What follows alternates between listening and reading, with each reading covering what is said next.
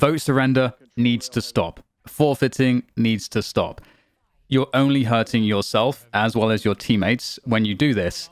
And let's put it into perspective. You're playing, you vote surrender, and it is because you have run into resistance, you've run into a challenge, something that's difficult, and instead of trying to figure it out, instead of trying to just sit there and be like, okay, how can I solve this problem? You get all depressed and you say, oh, I'm just going to submit to my opponent. I'm going to submit to the difficult feelings, the challenge. I'm going to submit to all of that. You can do that. That's your prerogative if you want to do that. But what you're missing out on is the actual growth opportunities. Because universally, with human beings, it is when there is difficulty, resistance, challenge, and you try to meet that resistance and challenge with your focus and your energy and a problem-solving attitude, that is when you grow. So you're essentially having this opportunity put in front of you to overcome something, which will then help you to get better.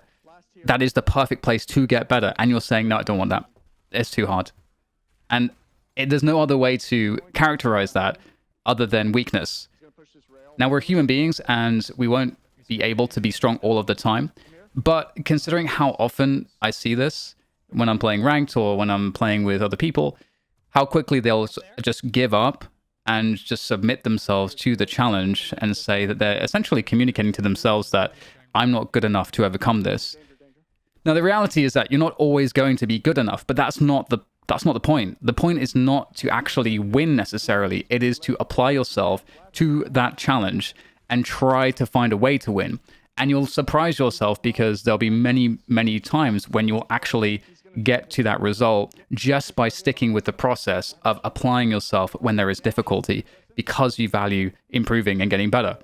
Now, again, as I mentioned, it is your prerogative as to how you respond, how you react to these situations.